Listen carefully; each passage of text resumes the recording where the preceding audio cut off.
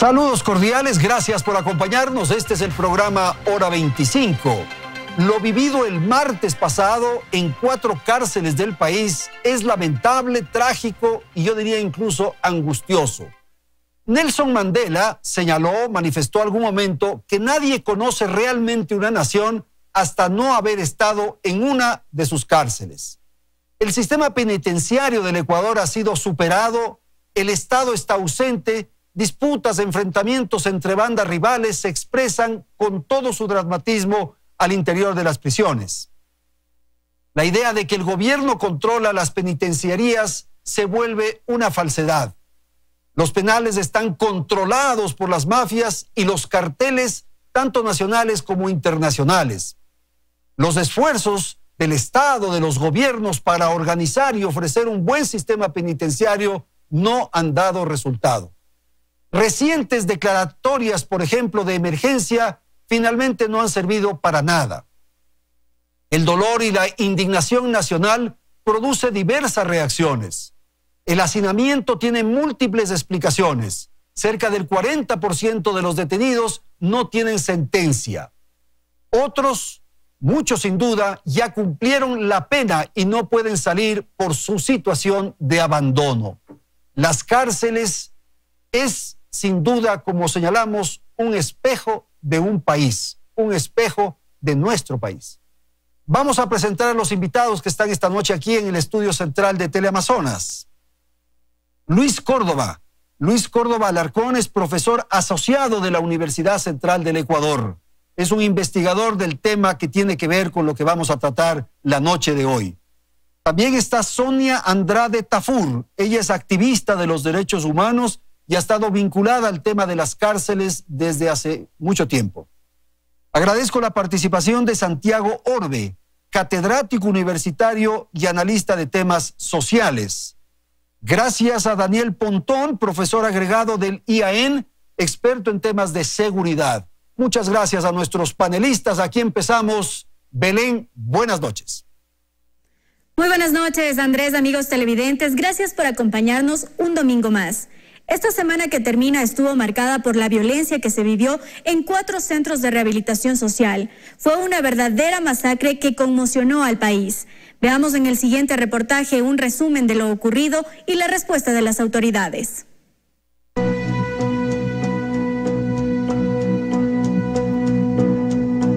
Las cifras son espeluznantes y las imágenes de la violencia intracarcelaria que se desató el pasado martes son desgarradoras. Según información oficial, todo empezó la noche de lunes. Miembros de la policía ingresaron a la penitenciaría del Litoral, uno de los escenarios de los motines, y allí decomisaron 2 armas de fuego, que según datos de inteligencia, iban a ser utilizadas para asesinar a líderes de organizaciones criminales. Ese operativo levantó las alertas, y sobre la marcha habrían preparado los amotinamientos, que se produjeron casi en forma simultánea en las 4 cárceles.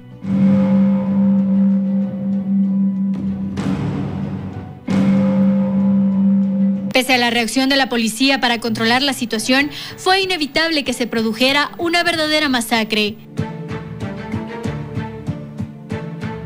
Según el reporte del Servicio Nacional de Atención a Personas Privadas de Libertad, SNAI, en la cárcel regional del Guaya se registraron 31 fallecidos. En la penitenciaría del Litoral, 6 decesos. En la cárcel de Cotopaxi, 8 fallecimientos y en el Turi, en Cuenca, 34. Sin embargo, el número fue en ascenso y la violencia se mantuvo en los siguientes días. Las autoridades manejan como hipótesis la disputa entre varias bandas por el liderazgo al interior de las cárceles. Esto tras el asesinato del líder de los choneros, alias Rasquiña, en diciembre del año pasado. Sin embargo, ya la Fiscalía está investigando el móvil de estos amotinamientos, que vuelven a encender las alarmas y ponen los ojos de todo un país sobre el ya cuestionado sistema carcelario.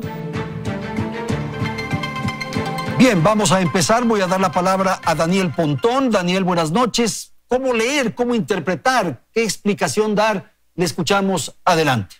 Bueno, hola Andrés, un saludo a todos. Preocupados, ¿no? Realmente y sorprendidos por estos hechos. Yo creo que son inéditos.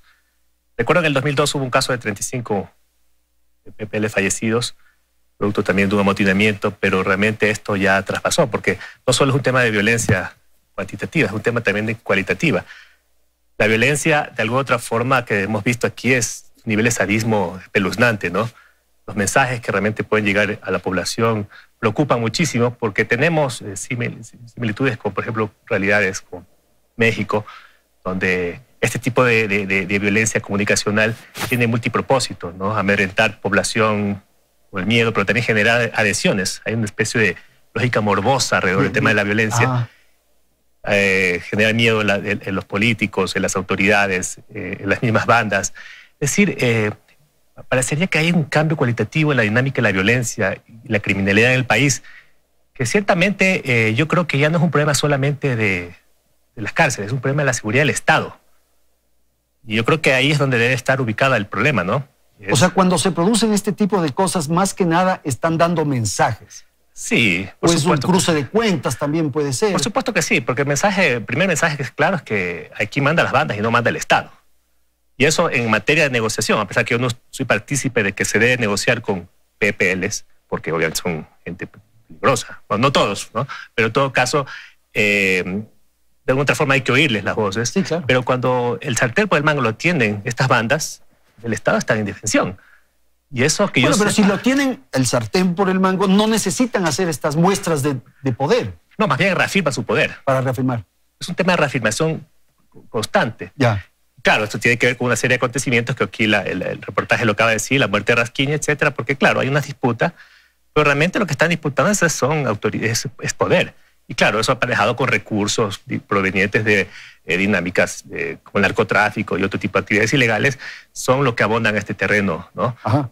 Santiago, esto significa cuotas de poder, digamos, espacios de poder, luchas entre bandas, pero finalmente lo que demuestra esto es que el Estado está ausente. Por favor, buenas noches. Buenas noches, Andrés. Buenas noches a todos. En realidad se pone en evidencia la incapacidad del Estado para entender las dimensiones sobre las cuales se empiezan a desarrollar estas dinámicas de violencia.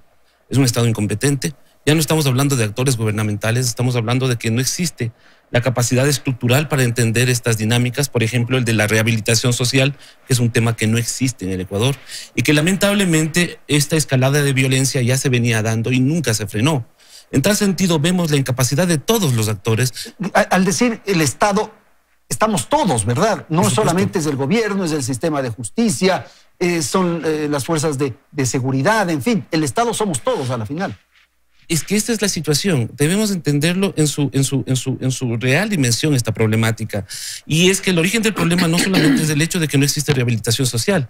Hay actores que están permanentemente involucrados y que no han dado la talla para toda esta temática. Por ejemplo, la administración de justicia, los temas de la politización de la administración de la justicia, el abuso de figuras legales como el de la prisión preventiva, la ausencia de medidas alternativas, eliminación de ministerios y la afirmación de que la presencia de otros eran la solución cuando en realidad son posiciones extremas. Por ejemplo, el Ministerio de Justicia que existía, no, si bien es cierto, tenía, entiendo yo, o respondía a un plan programático, jamás se pudo cumplir porque en realidad la dinámica de la rehabilitación social incluye demás actores especializados en la dinámica de la rehabilitación. No solamente personas de derechos humanos, sino también criminólogos, antropólogos sociales. Algo se hizo a través del Ministerio de Coordinador de la Seguridad. Algo se hizo, pero estamos hablando de temas, o estamos hablando que estos temas se desarrollaban en los estratos más altos de la toma de decisiones. Nunca se entendió la dinámica desde abajo. No llegó abajo. Nunca se incluyó toda la participación de los actores y familias. Gracias, Santiago. Sonia, buenas noches. Buenas noches. Muchísimas gracias por la invitación. Completamente de acuerdo con el doctor. Me parece que el abordaje del tema de las prisiones en el Ecuador es un problema de carácter estructural, de profundo contenido humano y social.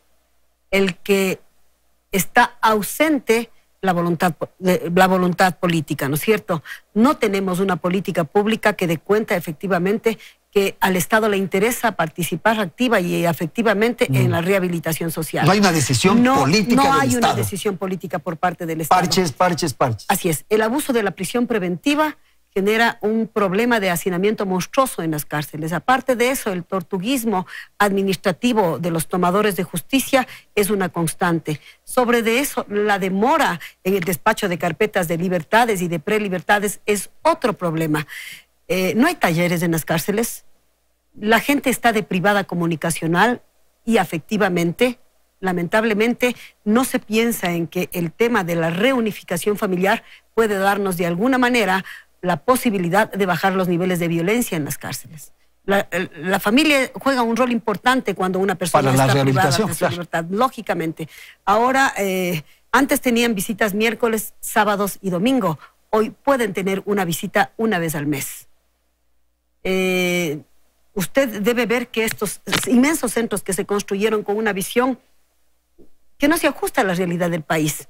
No nos han servido de absolutamente nada, porque ¿de qué sirve tener a 3.000, que 4.000 personas que incurrieron en el cometimiento del delito y que tienen la obligación de pagarle a la sociedad la deuda que tienen con la misma a través de su privación de libertad? Nos ha dado claramente la demostración de que estas casas son un semillero de violencia, por supuesto, y también son una escuela del cometimiento del delito.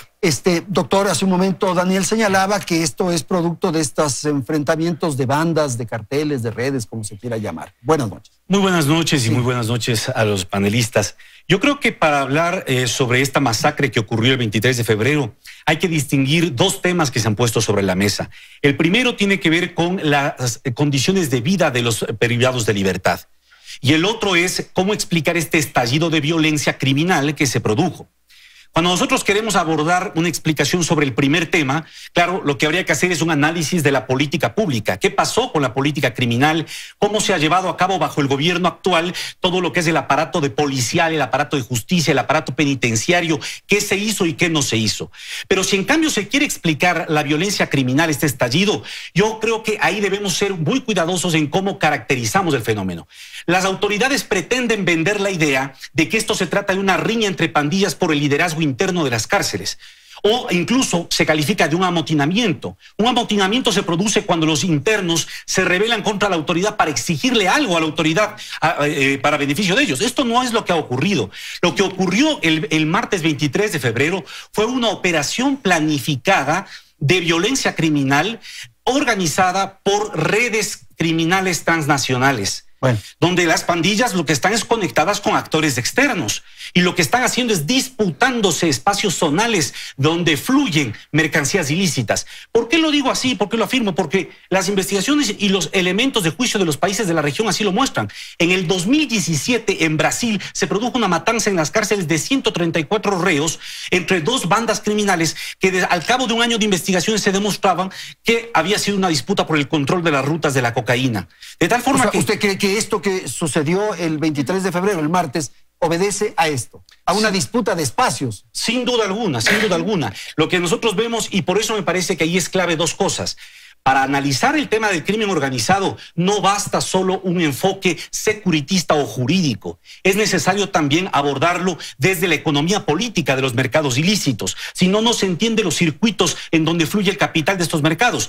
También hay que abordarlo desde la ciencia política. ¿Cuál es la relación de estos grupos de crimen organizado con el poder político, con las autoridades? Y también hay que abordarlo desde la sociología, porque lo que vemos de las matanzas que parecerían ser simples vendetas, lo que son en realidad son comportamientos sociológicos ya investigados sobre las pandillas. Entonces ya la dimensión que usted la pone es, para decirlo como le plantea Santiago hace un momento, que el Estado está ausente en las cárceles. No, el Estado está ausente en la sociedad, en el país en su conjunto. Lo que pasa es que el crimen organizado no puede funcionar sin algún grado de apoyo del Estado. De participación. Y de participación del Estado. Claro. Lo que produce que haya dos caras en el crimen. Los criminales comunes que se enfrentan contra el Estado y pelean, pero los criminales organizados que en cambio se asocian y coluden con funcionarios públicos y con agentes del Estado para llevar a cabo sus trabajos. No solamente con funcionarios públicos, con todo. Probablemente hacen inversiones en sectores privados, en inmobiliarias, probablemente están en partidos políticos. Sin duda alguna. Lo que pasa es que las organizaciones de crimen organizado son grupos empresariales que operan mercados ilícitos y por lo tanto su estructura y su dinámica son precisamente las de una gran multinacional. Necesitan un aliado para su gestión. Y ese es el sector público, digámoslo así. Sin duda alguna, porque si no, ¿cómo explicar, por ejemplo, el ingreso de tecnología para comunicación en las cárceles? O cómo explicar que afuera también se haya encontrado innumerables casos de participación de agentes de las policías y de las Fuerzas Armadas y también de otras entidades, hasta de la función judicial, en este tipo de acciones? Daniel, rápidamente, esto que acabamos de escuchar. Sí, completamente de acuerdo, pero habría que precisar una situación. El problema de solamente atribuirle al problema de las organizaciones criminales transnacionales, simplemente diría, bueno, esto es una operación que el Estado no controla, pero el Estado es responsable de la seguridad de sus cárceles. Claro, pues. Y eso realmente es lo que preocupa, porque de alguna otra forma lo que hemos visto alrededor de los discursos de las autoridades es una serie de diagnósticos que un poco dice, bueno, no podemos hacer absolutamente nada. O sea, perdóneme, pero el tema de las comunicaciones es casi, está banalizado en las cárceles, es totalmente, el Estado se ha hecho caso omiso. O sea, es como yo digo, es muy similar al tema de los CDs piratas, ¿no? Es ilegal, pero el Estado no hace nada por controlarlo. Básicamente lo deja que funcione. Bueno, hacen esfuerzos y han puesto estos aparatos, estos inhibidores de señal. Pero sí, parece que hay unos aparatos que más bien usted ve casi los vuelven a activar. El tema de la violencia carcelaria, usted lo que puede ver ahorita es que prácticamente se transmite simultáneamente, ¿no? En este caso. Y en los 2 últimos años. Es algo que a mí me llamó muchísima atención. Ahí hay un tema también de lógica, de inteligencia y de manejo organizado, que no sé si esté conectado con los carteles mexicanos, que obviamente está implícito ciertas lógicas de manejo de narcotráfico, pero de alguna otra forma lo que nos ha hecho pensar a nosotros es que realmente nosotros como país ya tenemos carteles poderosísimos, ¿no? Y locales, nacionales, sí. Y que se han especializado en poner droga en los países del norte, porque hay un mercado rentable, y que realmente lo que se disputan son esas hegemonías, ¿no? Lo que estamos aquí claramente viendo es una pérdida de hegemonía de este cartel que se llama Los Choneros, que se están disputando espacios cruentos. Una particularidad del crimen organizado es que por lo general pasan de bajo perfil, porque su negocio, su lógica es de negocio. Imagino, quieren hacer ruido, la violencia le genera ruido.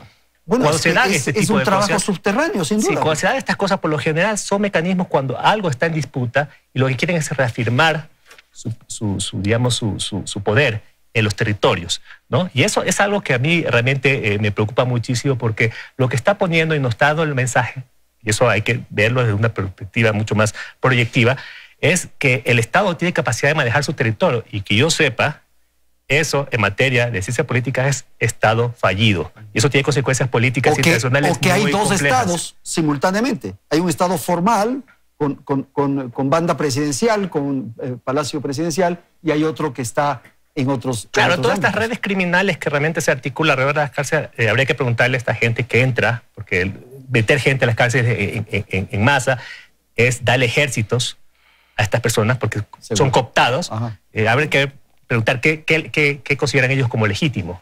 Claro. ¿A quién? Sonia, rápidamente, usted, y enseguida voy con Santiago y terminamos este segmento. Por favor. Bueno, frente a lo que están abordando, yo debo insistir sobre el hecho de evidenciamos una negligencia administrativa absolutamente marcada, porque a quien en su sano criterio se le ocurre juntar a miembros de una misma banda o de 2 bandas en una misma cárcel.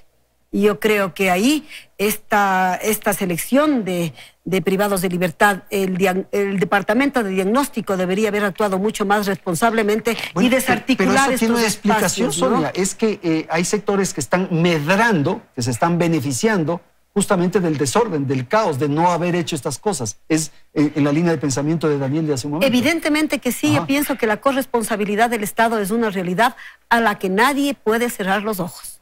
Me parece que la Dirección Nacional de Rehabilitación Social, SNAI, hoy ha actuado negligentemente, y creo que está manejada por personas que poco o nada entienden de administración penitenciaria. Ok, gracias. Es preciso tener gente que sepa de administración penitenciaria al frente de la. Rápidamente, Santiago, tengo que ir a un corte. Su apreciación de lo que hemos escuchado. Bueno, totalmente de acuerdo. Es decir, aquí estamos tocando diametralmente temas que convergen sobre uno, que es precisamente el Estado. Hay fenomenología que se está presentando y que jamás se tomó en cuenta. Esta escalada de violencia, como había dicho, ya era un indicador. Y debemos también revisar la promoción del odio por parte del gobierno actual. Es decir, todo lo justifica de una manera en la cual no trata de dar una respuesta estratégica o al menos programática sobre esta problemática. Entonces, aquí tenemos otro fenómeno, la indefensión sobre la cual la sociedad empieza a mirarse a sí mismo y a las instituciones. ¿Qué pasa con las instituciones? Si éstas nos representan o no nos representan. Entonces ahí viene una crisis realmente complicada, porque vemos que hay un divorcio entre el ejercicio de la política y el ejercicio del poder. Ok, vamos a ir a una pausa, tengo publicidad y enseguida retornamos.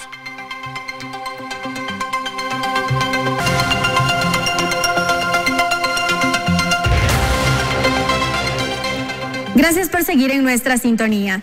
La violencia en las cárceles del país no es nueva. En mayo del 2019, el gobierno declaró en emergencia al sistema carcelario. Esto luego de una ola de incidentes que dejó 24 fallecidos. En agosto de 2020 se firmó un nuevo estado de excepción y en octubre se amplió la emergencia por 30 días más.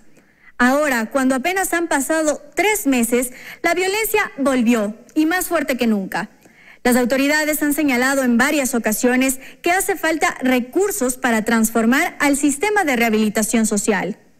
En junio de 2019, cuando explotó la primera crisis, el gobierno aprobó el proyecto de transformación del sistema de rehabilitación social. Para ponerlo en marcha se requería una inversión de $38,8 millones, que debían repartirse en los 31 meses que duraría el proyecto. Los primeros 1,7 millones se gastaron en ese año y los otros 18,1 millones debían utilizarse en 2020. Sin embargo, entre febrero y mayo de ese año, el Ministerio de Finanzas ejecutó 3 recortes al programa por más del 70%. El presupuesto quedó en 1,8 millones. A la falta de recursos agreguemos el hacinamiento. Según el Comité Permanente por la Defensa de los Derechos Humanos, la capacidad carcelaria ecuatoriana es para 28.500 personas. Sin embargo, hay 10.000 reos más. Por la pandemia y para evitar la propagación del COVID-19, el gobierno tomó medidas para reducir el número de presos. Agilizó la concesión de beneficios penitenciarios y solicitó a la justicia limitar las prisiones preventivas. Actualmente el hacinamiento es de un 33%. Y a esto finalmente sumemos la falta de guías penitenciarios. Actualmente existen en el país solo 1.434 guías, cuando la norma internacional para el control de cárceles recomienda tener un agente penitenciario por cada 10 privados de libertad. Es decir, que en el país necesitaríamos algo más de 3.800 agentes. Entonces, si estos son algunos de los problemas, ¿cuáles son las acciones que se deberían priorizar? Queremos entonces en la segunda parte justamente tratar este tema, cómo proponer o plantear ideas que puedan resolver la crisis. Pero antes, me parece interesante estos datos que acabamos de tener. El presupuesto. ¿Este es un problema de recursos, de dinero? Por favor, Sonia. Evidentemente que sí. La ausencia del apoyo estatal se ha evidenciado sistemáticamente porque ha venido recorte tras recorte y lamentablemente en todos los estados de emergencia decretados no se ha sabido finalmente a dónde fueron destinados esos recursos y cómo se gastaron los mismos. En ese contexto creo que tenemos un modelo penitenciario que ha fracasado evidentemente. No se trata de tener unas mega cárceles a nivel nacional, no se trata de tener estas bodegas humanas, sino que se trata de rehabilitar a la persona que incurrió en el cometimiento. ¿Y cuál sería un poco la idea frente a esto? Un poco la idea sería que las cárceles se vuelvan autosustentables, por ejemplo. En Santo Domingo de los Áchilas usted tiene una cárcel con un espacio verde impresionantemente grande que debería convertirse en una granja porcina, en una granja avícola. Se debería dar paso a la siembra de los productos propios de la zona. Este tipo de experiencia podría de alguna manera autosustentar alimentariamente a parte de los privados de libertad en el país. El hacinamiento que también se planteó en el reportaje. El hacinamiento es realmente monstruoso y es producto, como les decía hace un rato, del abuso de la prisión preventiva y de la falta de agilidad en los trámites jurídicos. Habrán muchísimos detenidos que ya no tienen cumplieron la sentencia pena. Y que ya cumplieron su pena. Y que no hay quien les ayude a hacer el trámite para salir. Porque lamentablemente estos trámites también tienen un costo. Un costo. O están solos o están abandonados. ¿No es cierto? Entonces, en ese contexto creo que estas megacárceles construidas de acuerdo a modelos de países del primer mundo no han dado resultado en el país. Y lo advertimos hace más de un año en este mismo programa. Me parece que sería oportuno que las autoridades que van a gobernar el país de aquí a poco vean la posibilidad de cambiar el sistema penitenciario y de cambiar este modelo tan cruel y tan perverso que nos implementaron, ¿no? Muchísimas gracias. Luis, por favor. Yo lo que pienso es que tenemos que también aceptar y reconocer que dentro del Estado, así como existen agentes y funcionarios coludidos con el crimen organizado, también existen de los que están haciendo algo para enfrentarlo. Por eso se entiende que hay operativos que se han encontrado. Recordemos, por ejemplo, que en abril del 2018, el presidente Lenín Moreno anunció que un escolta, un miembro de su escolta, un oficial de la Armada durante 20 años de servicio, había estado vinculado al crimen organizado. Después se demostró que pertenecía a una organización de más de 20 miembros que operaban desde Guayaquil y que este escolta era el que se encargaba de la seguridad.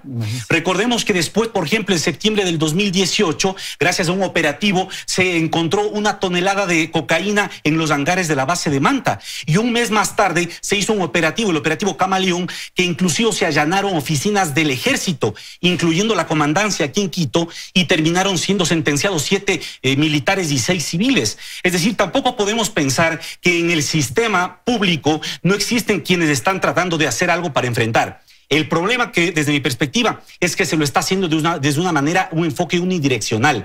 Pensar, repito, que solo esto es un problema de seguridad y un problema que se resuelve a través del poder punitivo del Estado es errar la comprensión. No estamos, por ejemplo, estudiando sociológicamente cómo operan en los barrios marginales y suburbanos de las ciudades, cómo operan las pandillas para ir agremiando, para ir nucleando a los jóvenes en sus estructuras. Tampoco estamos haciendo estudios de cómo están funcionando las dinámicas dentro de las cárceles. Y algo más grave aún, no estamos tomando en serio la relación que están creando estas organizaciones criminales con el poder político. Y me refiero ahí, por ejemplo, mecanismos para verificar el financiamiento de campañas, sobre todo en gobiernos locales. Pensemos cuántos hemos visto en las fronteras, frontera norte y frontera sur, donde hay flujos de contrabando permanentes, cómo se ha hecho algo de parte del Estado y también de las otras instituciones para verificar si es que las autoridades que han sido electas por voto popular tienen o no nexos con estos grupos. ¿Por qué lo digo? Porque eso está pasando en Paraguay, eso está pasando en Colombia, eso está pasando en Brasil. Es decir, si pasa en la región, no puede ser que el Ecuador sea un caso aparte. Esa es una dinámica propia del crimen organizado en el mundo. Pero esa es la angustia que se produce, porque si es que hay tantas ramificaciones y tantos elementos como usted acaba de señalar, el Estado se vuelve incapaz, impotente de enfrentarlos. Lo que pasa es que aquí yo pienso que si la responsabilidad del gobierno es la mayor responsabilidad, no es la única. Exacto. Las de los demás actores, partidos políticos, universidades, las demás instituciones de la sociedad tienen que enrostrar esta realidad y no ocultarla, porque lo que hemos hecho durante todo este tiempo y lo que se pretende ahora con esta masacre es decir que solo se trata de un problema de pandillas y que ahí está, eso se reduce a eso y se acabó. Si mientras sigamos negando lo que está ocurriendo en nuestro país, vamos a seguir caminando hacia Honduras, que es el escenario al que nos conducimos. Honduras. Sí, señor. Es un poco donde nos estamos viendo. Daniel, rápidamente. Bueno, esto tiene un antecedente, ¿no? Que es la política criminal, bueno, no sé si ha sido política, pero lo que se denomina el eficientismo penal. El crecimiento de la población penitenciaria no se debe solamente al problema de la prisión preventiva, porque la prisión preventiva al final ellos, como es preventivo, después de un año salen, y el problema de las cárceles es que siempre hay un flujo de gente que ingresa y que sale. Es como una cisterna, usted tiene agua y usted consume, pues, se va a mantener a niveles normales. El problema es cuando usted busca encarcelar gente y busca de alguna otra forma tener gente más sentenciada y empieza a represarse esa gente en las cárceles. Y eso, de alguna otra forma, es lo que hemos cosechado en estos 10 años de cuadriplicar la población penitenciaria. El problema es que justamente para ellos que se crearon estas cárceles grandes, porque había que meter más gente, porque había una política de ser duros contra el delito, etcétera, etcétera. Y eso se refleja en el sistema penitenciario. Entonces, lo que está detrás es una ausencia de una política criminal. El problema de la política criminal es que responde a agendas distintas. O sea, tú tienes unas agendas conservadoras que decir, bueno, duro contra el delito y metamos preso a todo el mundo, o otra gente que te dirá, bueno, no sé si es tan buen negocio, no sé si es tan buena idea meter de tanta gente encarcelada. Entonces hay una decisión que muchas veces no ¿Tú crees que eso es un manejo ideológico? Yo creo que es un manejo ideológico, pero también responde a fuerzas sociales complejas en la administración del aparato criminal de un país, del aparato de la política criminal de un país. Entonces ahí hay que tomar decisiones que van mucho más allá de las agendas electorales. Y ese es un tema, es un dilema. O O sea, el problema, el próximo gobierno va a tener una cuestión compleja, porque va a tener olas delictivas, que lo va a haber por la pandemia y por todas las cuestiones que hemos estado viviendo, y va a tener que tomar decisión qué hacer con el sistema penitenciario. La pregunta es qué va a hacer. ¿Dejo las cárceles como están, estos grandes centros penitenciarios que son costosísimos? Porque toda la tecnología porque el problema es que solo queda la infraestructura, para que habría que hacer una serie de mecanismos, contratar guías penitenciarios, dotar esta ¿Y cuál sería un poco la idea? ¿Sería mejor tener pequeños centros penitenciarios? Podría ser una alternativa. Hay una tendencia mundial, inclusive, que habla de suprimir las prisiones. Bueno, es un extremismo. ¿Suprimir? Sí, todo el tema del abolicionismo, etcétera. Pero bueno, eso son ideas más locas. Pero hay gente que dice, bueno, no creemos nuevas prisiones, con lo que estamos, reforcémoslas, hagamos cuestiones experimentales con el tema de autosustentar, para que los reos tengan una política de rehabilitación social, etcétera, etcétera. O mantenemos este gran complejo carcelario costoso y que nos puede llevar a estas cuestiones que estamos llevando ahorita. El problema es que en el año 2013 se tomaron decisiones que no han sido complementadas por costo, porque se ve claramente que hay un problema de la disminución del presupuesto, ¿no? Disminución de presupuesto, que eso obviamente puede ser lo que está marcando la diferencia. Seguro. Porque los factores que hemos analizado, de alguna otra forma, los hemos tenido antes. La pregunta es qué pasó en estos últimos años, ¿no? Y eso puede ser un tema de gestión de recursos. Ok. Santiago, por favor.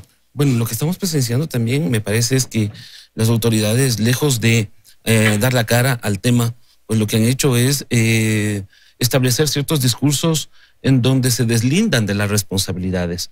Y esto simplemente está, de alguna manera, minimizando el problema o la problemática. Pero es un caso que desborda, entonces ya cuando desborda ya se presentan estos errores y estas dificultades. Sí, pero son funcionarios o son servidores públicos. Sí, claro, no y los servidores públicos tienen la obligación y la responsabilidad incluso de mostrar desde su propio ejemplo cuando las cosas se hacen bien y cuando las cosas se hacen mal.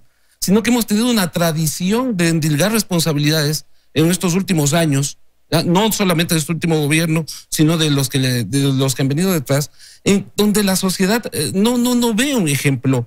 Pero vamos a los datos. Usted mismo acabaron de presentar aquí el déficit de casi del 70% que hay entre guías penitenciarios y PPLs. Es decir, estamos hablando de casi 39.178 detenidos. Ahí, por ejemplo, se eliminó una escuela que había de capacitación y de formación de guías, ¿no? Se evidenció y decían que había serios actos de corrupción, no había presupuesto, en fin.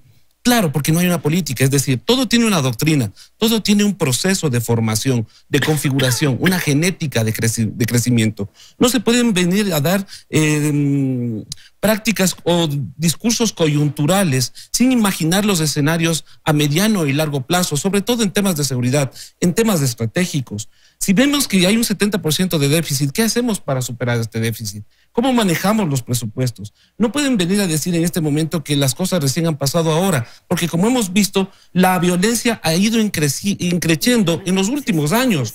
¿Cómo puede ser posible que solamente en estos dos meses, en lo que va del 2021, hay muertes violentas de PPL, son casi 80? En el 2020, en todo el año, el número de muertes violentas de detenidos o privados de la libertad era 51. Y en el 2019 fueron 30, es decir, de los dos últimos años, solamente en estos 2 meses hemos llegado al número de muertos, de fallecidos, de asesinados, y de los cuales el Estado tiene que responder. Lamentablemente ya muchas de las organizaciones internacionales, escenas, han presentado ya demandas o requerimientos sobre la escena de delito y delincuencial que se está viviendo en el país. La Organización de las Naciones Unidas tiene oficinas y también la Corte Interamericana de Derechos Humanos exige respuestas al gobierno central. No podemos dar la vuelta y decir esto está pasando y solamente someterlo a un discurso de una pelea entre bandas, como se ha dicho, o también endilgar responsabilidades. No es así. Pero en eso somos responsables todos. Claro que sí. Ese es un problema del Estado, como hemos dicho insistentemente. Luis, por favor. Yo creo que además no se está dimensionando lo que son ciclos de violencia criminal. Lo primero es que los mercados ilícitos no necesariamente son violentos. Es decir, no es que, porque precisamente lo que decía Daniel, lo que prefieren estas organizaciones criminales es más bien no llamar la atención y ojalá pasar desapercibidos.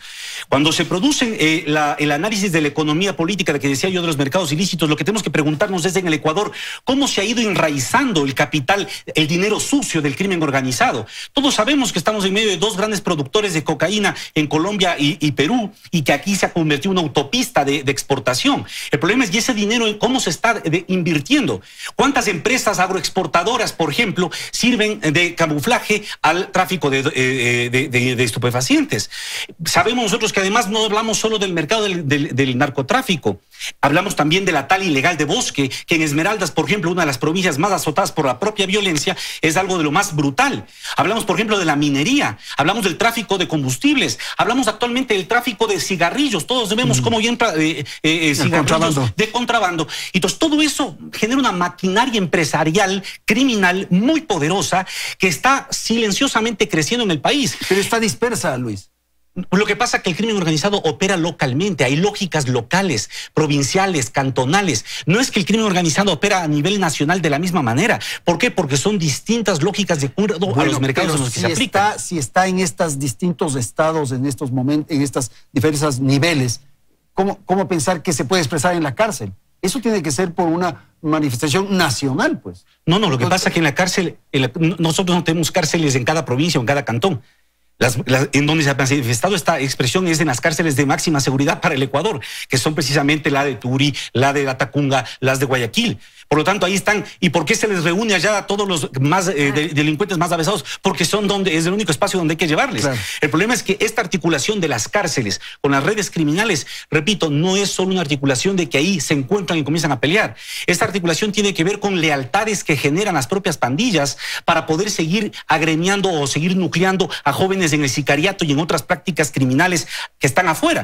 Pero ¿tú crees que en una habitación se diseñó esto, se planificó? No, para nada. No, esto pues fue no se afuera. trata. Claro, por supuesto. Ok. Sonia.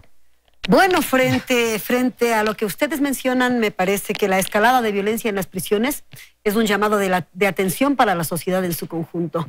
Creo que las exposiciones son altamente válidas, concuerdo con los criterios de los expertos a nivel jurídico y sociológico. Sin embargo, de aquello, desde mi punto de vista muy personal, un país más seguro no es el que más cárceles tiene.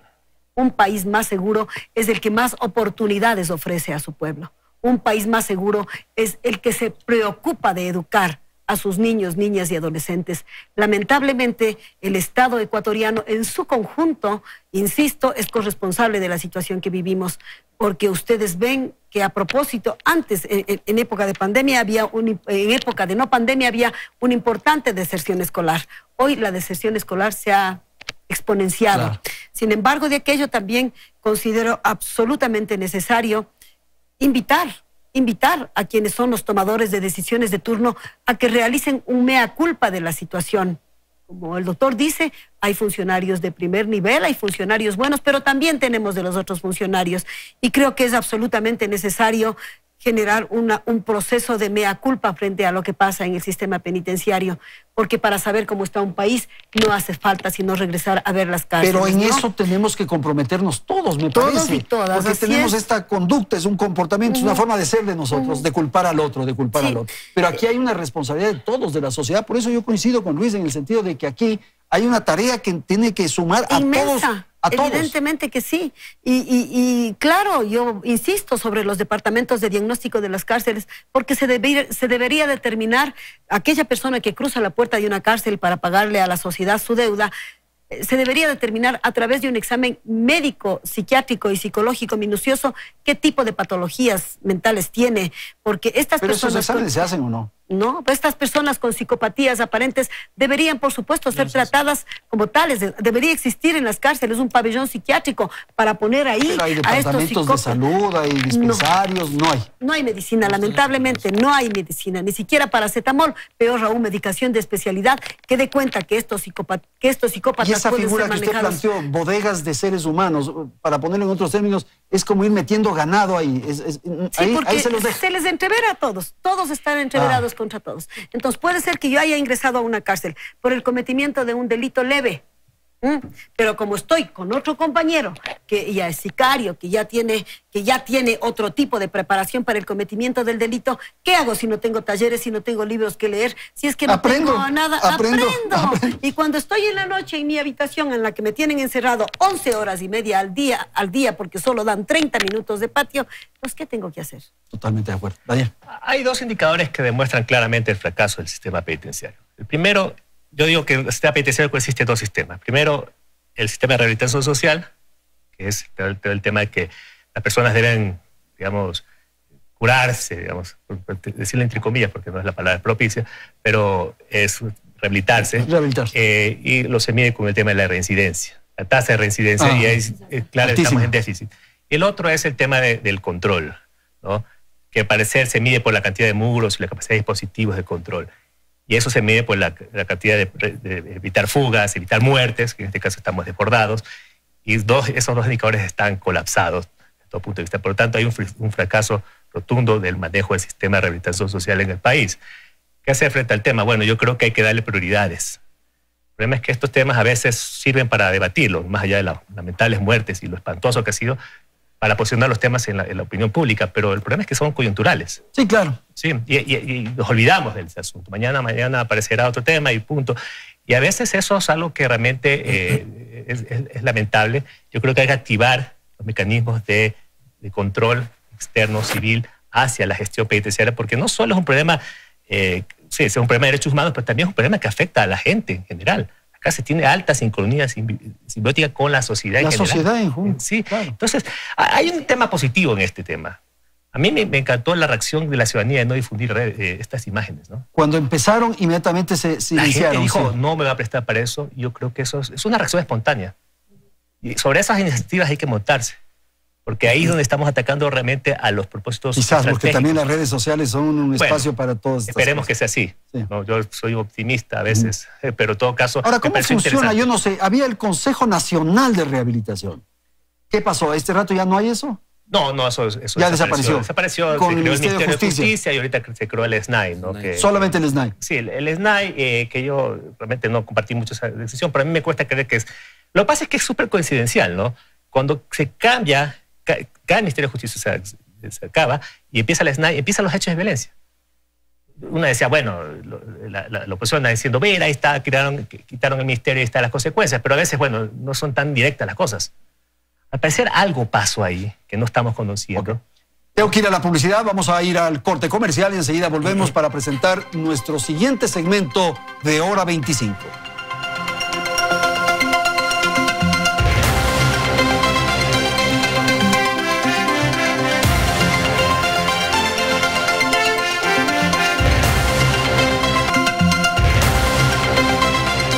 Presentamos el segmento final de nuestro programa Hora 25. Estamos hablando de la crisis en el sistema penitenciario del país. Y este segmento lo vamos a destinar para conocer la apreciación que tienen nuestros panelistas en torno a las acciones que se pueden desarrollar para enfrentar este problema. Santiago, por favor. Claro, Andrés, la situación social y la condición de los PPLs no depende solamente de medidas coyunturales, sino también de cómo imaginamos los escenarios. Y en este momento la opinión pública está o requiere de acciones prontas, de acciones concretas. ¿Cuáles serían acciones urgentes que se deberían tomar? En principio, la lógica nos obliga a decir esto: prevenir el delito dentro de la cárcel. Bueno, ¿cómo vamos a prevenir el delito dentro de la cárcel? Vamos a decir cuáles son las motivaciones, evaluemos cuáles son las motivaciones y las acciones violentas, si estas son instrumentales al narcotráfico o no. Es decir, me parece muy aventurado que ya se empiecen a decir, incluso desde la vocería oficial, que hay una vinculación directa con actores transnacionales e incluso se proponen temas políticos como los de la base de Manta que no aportan a la discusión y que más bien desvirtúan la realidad de los hechos que en este momento necesitan ser tomados en cuenta. Hay que determinar cómo se dan estos elementos de coordinación para el delito dentro de las cárceles, es decir, la efectividad con la cual se transmitieron las imágenes. Estamos hablando de las redes, la utilización de las mismas, la reacción de la sociedad frente a estas imágenes a través de las redes, pero también no podemos negar el hecho de la efectividad que tuvieron para la utilización de las mismas desde la cárcel. Tal vez diseñar primero un estudio de todo lo que está ocurriendo, porque fíjate, en varias oportunidades se ha mencionado y se ha hecho proclamas en el sentido de que se va a hacer un censo penitenciario. Finalmente no sabemos quiénes están ahí. Si están los que tienen que estar en el sentido de que han cumplido ya la condena, si deben ya establecerse sentencias a otros que todavía no han tenido. No se sabe qué hay adentro. Y ahí es lo que se enmarca este término del populismo penal. Es decir, era muy redituable en términos políticos decir que hay muchas cárceles, hay muchos detenidos. Pero ¿qué pasa con la rehabilitación social? ¿Qué pasa con medidas económicas y sociales que mejoren las condiciones de vida de las personas, no solamente de los que están privados de la libertad? Muchos de los privados de la libertad buscan resarcir sus penas y involucrarse nuevamente dentro de la sociedad. Hay otros detenidos, hay otros PPLs que va a ser muy difícil su rehabilitación por las mismas condiciones mencionadas. Pero lo que ocurre adentro es porque también hay algo afuera que está mal y que por eso hace que haya eso que hay adentro. Y ahí tenemos que reflexionar a nivel interno todos nosotros, todos los oyentes. Es decir, el reflejo de las cárceles no es solamente el hecho de la violencia, sino de las dinámicas o de los ecosistemas de convivencia que se desarrollan también fuera de las cárceles. Pero lógico. Los ecosistemas de violencia son replicados también sobre las dinámicas de la sociedad, el egoísmo, la inseguridad, ver con estupefacción cómo se privilegian y hay clases para beneficios de política pública y la sociedad en su conjunto no es beneficiaria de esto. Vemos, por ejemplo, para la entrega de vacunas, vemos cómo las penas, en el caso específico de las cárceles, son unas para determinadas personas y otras para los demás, para el común de los mortales. Entonces, vemos que se disminuye esta credibilidad, se aminora la posibilidad de construir un discurso alrededor de estos temas importantes, pero también vemos con estupefacción otro tipo de características. La ausencia, por ejemplo, de una inteligencia penitenciaria que haya advertido de estos hechos. Ok, sabemos que no hay un sistema de rehabilitación social, pero implementemos mecanismos que nos ayuden por lo menos a frenar estos sistemas o estos niveles de violencia. No hay, creo que valdría la pena implementarlos. Santiago. Ahí tenemos que hacer una pausa para escucharle a Luis, por favor. Bueno, yo creo que además hay que tomar en cuenta dos cosas, ¿no? La una es que me parece que no podemos desvincular todo este ambiente de corrupción pública que hemos experimentado en estos años y vincularla con este crimen y con esta criminalidad que se está dando. Porque lo que ocurre es que se genera un ecosistema de coerción, corrupción, criminalidad en la que conviven todos estos actores y las llevan a cabo. ¿Cuál es la amenaza mayor? La amenaza mayor, y para enfrentar esa amenaza, que es la gobernanza de la criminalidad, hay que fortalecer la gobernanza democrática. El Ecuador lamentablemente sigue siendo una democracia electoral minimalista que incluso lo electoral está siendo puesto en duda hoy por hoy inclusive. Entonces, el margen en el que el proceso de democratización se ha llevado a cabo es mínimo. Mientras no logremos democratizar realmente las instituciones del poder político, no vamos a tener entereza en enfrentar la corrupción y que es al mismo tiempo enfrentar el crimen organizado. Por otra parte, creo que es fundamental que se constituyan equipos interdisciplinarios a nivel público, a nivel del Estado, para estudiar el fenómeno de la criminalidad de una manera mucho más amplia y más holística. Caso contrario, vamos a seguir siempre dando palos de ciego, pensando que el poder punitivo y la política punitiva es la única solución, porque ese ha sido el resultado de tener hacinados a miles y miles de seres humanos. Ok, muchísimas gracias. Sonia, por favor. Bueno, en ese contexto yo creo que es absolutamente necesario generar la construcción de herramientas que posibiliten tener un nuevo sistema penitenciario. Volver a hacerlo. Volver a hacerlo, porque evidentemente hemos sido fieles testigos todos y todas que el sistema penitenciario actual ha fracasado, ha colapsado. Me parece que es urgente que los involucrados en el tema convoquen a el rediseño, a la reingeniería de un sistema penitenciario que dé cuenta que la rehabilitación es una constante en nuestro país y que se ubica o que se construye también ejes de reinserción. Porque ¿de qué nos sirve una rehabilitación si es que no tenemos reinserción? Ok, Daniel. Yo coincido plenamente. Yo creo que el Ecuador necesita una reingeniería completa del sistema, no solo penitenciario, en general de seguridad. Ajá. O sea, yo creo que ahí está la clave y sobre todo yo siempre he sido ya hemos coincidido con algunas personas que hemos opinado sobre el tema, la necesidad de establecer un mecanismo donde se defina política criminal, pero no como se entiende ahorita, que la Fiscalía tiene una dirección de política criminal, el Ministerio de Justicia tenía una dirección, pero no había. Es un tema mucho más orgánico, mucho más Estado, ¿no? Porque ahí lo que se necesita es la visión de una serie de estamentos, inclusive hasta civiles, que nos permite un poco mirar el panorama de un espectro mayor, ¿no? Con solamente el voluntarismo de una persona no vamos a alcanzar, no nos va a alcanzar, porque las consecuencias las vemos a futuro. Entonces yo sí creo que es necesario repensar justamente este sistema de una manera, con los canales que plantea aquí el colega, democráticos, ¿no? Donde realmente lo que esté interpretado sean las múltiples, percepciones de la ciudadanía frente al problema. Ahora, pero ahí había estructuras que funcionaban, no sé si en otros estamentos, pero por ejemplo el Consejo de Seguridad Nacional, esas cosas que habían, ¿qué pasó? El Consejo General Nacional desapareció con la ley del 79, de la Seguridad Nacional, eso se reformó, ahorita tenemos el COSEPE, que inclusive yo recomendaría que este tema, dado la coyuntura y la gravedad... ¿Le correspondería a quién? El tema de las cárceles yo creería que debe ser un tema tratado del COSEPE. Eso es lo que yo planteo, lo que era el Consejo pero de Seguridad. La idea es que es una política de alta seguridad del Estado. No es un tema así de emergencia, se reúnen ahí cuatro. No es una batida. Pero tampoco eso puede llevarse a tener una bonita foto. Policial, es decir, bueno, estamos reunidos todas las autoridades y listo, se acabó. Esto hay que hacer políticas sostenidas de seguimiento, ¿no? Establecer responsabilidades en cada uno. Pero también, obviamente, hay una serie de estructuras que se han perdido, ¿no? El mismo Ministerio de Justicia, en su momento, le da un estatus ministerial al manejo de la rehabilitación social, lo cual hay que repensarlo. No estoy tomando partido por el Ministerio de Justicia, pero habría que repensar si fue una buena decisión haber tomado ponerlo en calidad de servicio, porque ahorita es un servicio, ¿no? En la escala burocrática eso obviamente tiene consecuencias. ¿Cómo se empieza estos espacios de articulación? Un cuerpo colegiado que articule todo este tipo de política, ¿no? Es algo que hay que pensar mucho como lo que se llama la regenería del Estado en este tema. Tenemos una última ronda, quizás, Santiago, nuevamente su apreciación de esta idea para ir cerrando con algunas propuestas, con algunas ideas que sirvan para resolver la crisis. Es importante retomar aquellos espectros que han funcionado, mal o bien, que están ahí. Por ejemplo, los subsistemas de inteligencia. Y para ello debe existir confianza y cooperación.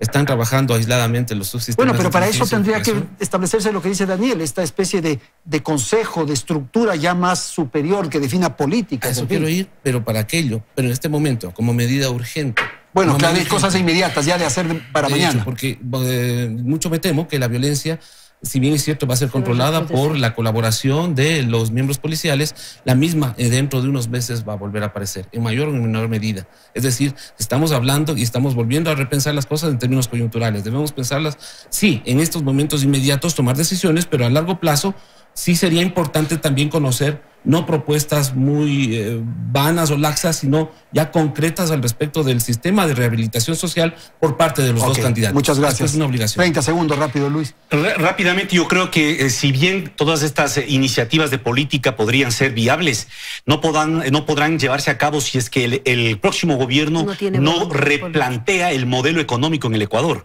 porque tenemos un Estado endeudado al máximo nivel, tenemos un Estado que sigue apuntando al extractivismo cuando las empresas extractivistas están ya vinculadas mucho más fácilmente a la violencia, precisamente para desplazar a las comunidades. Es decir, tenemos un Estado que no está mirándose a sí mismo y evidentemente lo que hace es andar con pies de barro. De tal forma que si nosotros queremos asumir en serio esta problemática, tenemos que ver integralmente las políticas que deben repensarse. Lo cual hace más complejo el problema. Es que no podemos nosotros evadir la complejidad del problema. Si resolvemos el problema económico, ¿se resuelve el problema de las cárceles? No necesariamente, porque como es un problema complejo, lo que significa es que hay varias aristas para intervenir en él. Pero no podemos, ante un problema complejo, buscar siempre soluciones simplificadoras. Simples o chiquitas, Bueno, la complejidad del manejo del sistema penitenciario obliga al Estado en su conjunto a dar una respuesta clara, efectiva y oportuna frente al tema. Insisto, la construcción de política pública es necesaria y urgente. Invitarles a las personas que están de candidatos finalistas a que nos digan públicamente cómo están mirando el problema del sistema y a que se comprometan a ejercer a través de su mandato una verdadera voluntad política para solucionar el problema. Que abre esperanza. Que habla por lo menos de esperanza, así es. Sí, también, o sea, es verdad, el reflejo de lo que pasa en el sistema penitenciario es un reflejo de la macropolítica, estoy de acuerdo, y de ahí un poco se muestran las contradicciones. Cuando esta macropolítica está en crisis, lo primero que detona es las cárceles. No se detona en las cárceles, es la expresión más evidente, porque es la antípoda del Estado, donde justamente la gente por lo general cree que está bien que hacer cárceles purgatorios porque se lo merecen, ¿no? Esa idea que esto es una cuestión entre presos que se maten, porque al final de cuentas estamos eliminando la lacra social. Son ideas que realmente calan y que expresan sentimientos muy profundos de la sociedad, ¿no? Y hay que hacer una lectura desde esa dinámica. Pero sí, ahorita hay un problema ya más concreto respecto al tema de los recursos. Tenemos un problema grave económico, pero el problema de las cárceles no se va a resolver si no tenemos recursos. El último año, el 70% de los recursos de la emergencia no se invirtieron. Señores, muchísimas gracias por la presencia de ustedes. Quiero agradecer a Luis Córdoba Alarcón, Sonia Andrade Tafur, Santiago Orbe, Daniel Pontón. Gracias a la audiencia. Felicidades. Hasta la próxima. Amazonas presentó